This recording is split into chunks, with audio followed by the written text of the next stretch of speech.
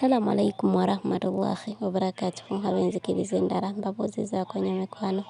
Ompya wennaani nkusaba subscribing esijja koowa naye teweerabira kuwona kadde. Omukadde ekyokola ky'amaanyi mukwano gwange. Olunaku olwaleero nzizze na vidiyo naddala eri ggwe wenna ng'oli Uganda oyagala kujja Mubwakadama, oli kadama naye nga mu nju omazeemu ebbanga ttono. Ebintu tobitegeera. By the way mulimu ndowooza n'abakadde naye ng'ekintu kye mbaleetedde olwaleero oyinza okuba nga tomanyi bwe bakikola. Mukwano tuula okkalire. Waliwo omuntu eyambuuzizza basumulula batya mashini gye tulongooseza zino ng'erimu ebicaafu okikola otya. Evidiyo gye nkuleetedde mukwano gwange olunaku olwaleero ngenda kubeera nga nkuleetera ebintu eby'enjawulo ku channel eno kuba nkimanyi abantu bangi mwakola training naye ng'oluusi bye baba bakozesa nga si bye biri eno, naffe abamu mu butuufu twasanga birala nnyo.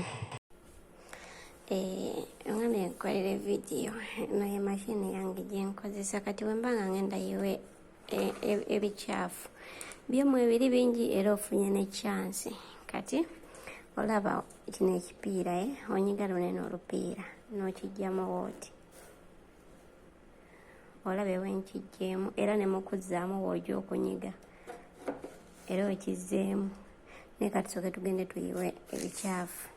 Kati then mashini kale ezimu zaawukanamu naye w'osanga ng'eno ezimu zirina obuntu bwe buti. Kati opasula kano wano ne weggula n'okyusa n'eno n'opasula wano na wano ne weggula. Kati ne tuggyako kino ekisaanikira. Eno ye mashini yennyini tugenda gireka wano. Tugende tuyiwe bino eno. Mulimu akagoye kano nako kavaako naye kati engeri gye mulimu ebicaafu katugende tukaggiremu eri. Katugende tukaggiremu eri. Kati olaba nteekeko bayireeba n'ettaali. Kati kasasiro waffe y'ono. Tugenda kunkumula. Tugenda kisaanukulako tukikunkumulire muno.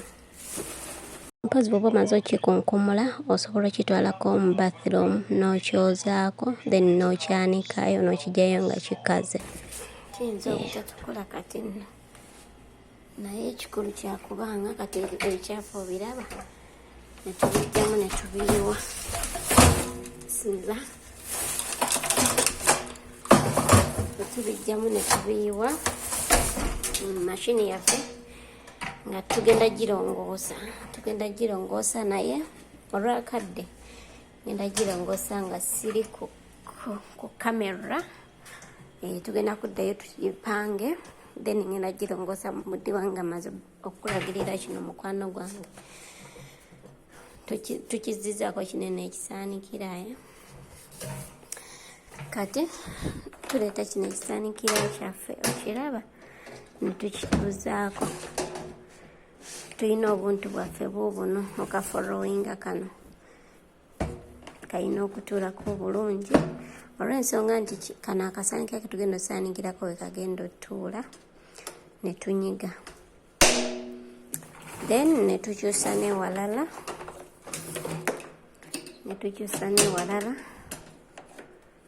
nawo ne tunyiga. Kati then ne tuleeta olupiira lwaffe luno olulaba tugenda ddusaamu naye making sure nti kano akantu ogenda kanyiga kasobola okuyitawo ewedde kitegedde bulungi wekitewe ekiri. Naye kati essaawa eno ngenda genda ngirongoose ndowooza oyize engeri gy'osobola okusaanukulamu mashini eno n'oyiwa ebicaafu then n'okuddamu okugisaanikira. Kati ngenda kugisimula kugirongoosa ebeere nga nnungi. Naawe wuwo obeera omaze okuyiwa ebicaafu engeri gy'otabeera ku kamera osooka n'ogirongooseza gy'oyiridde ebicaafu then n'olyoka okomawo n'ogisaanikira bulungi kitegerekese bulungi. Swiiti kwagala nnyo nkwagaliza ekisinga obulungi.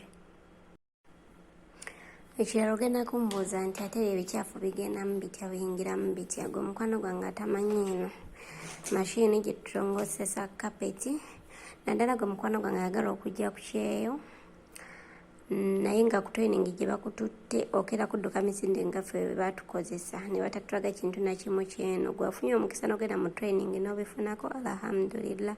Mashini zino zoyinza ozisanga nga zanjawulo okusinziira maka g'ogenzeemu, naye n'olukoba lubeera lumu. Ngenda kulaga butya wetugenda okubeera nga tugikozesa. Nze njirongosesa kapeti then njirongoseza oluusi n'amadirisa. Gabeeramu enfuufu ennyingi, omanyi amadirisa g'ewange nnyinza okumalanga emyezi ng'esatu nga sigalongoosezza, kyekituufu.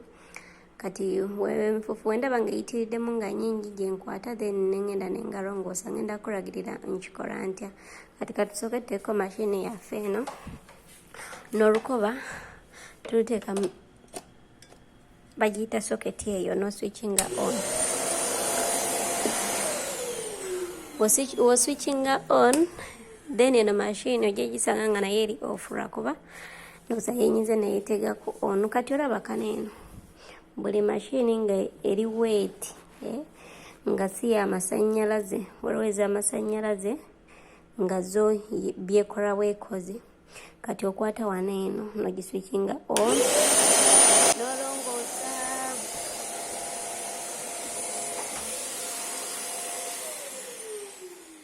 Ng'ogijjako. Kati ogenda kumbuuza ate mumaliriza ogikozesaamu otya. Olaba kwata wenti nenzijjako kinene ekyuma ekisooka.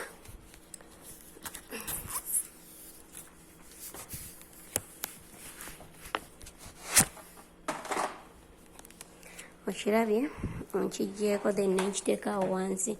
Kati ngenda muli madirisa nga eno mashini nga kweriri on nga wempisaamu enfuufu eyo neevaamu. Yawe ekiteewo ekiri mukwano gwange omupyali eyo teekateeka okujja mu Bwakadama. Oli mu Bwakadama eno mazeeyo ennaku entono wettewe tukikola sweet ati. Eno mashini erongoosa kapeti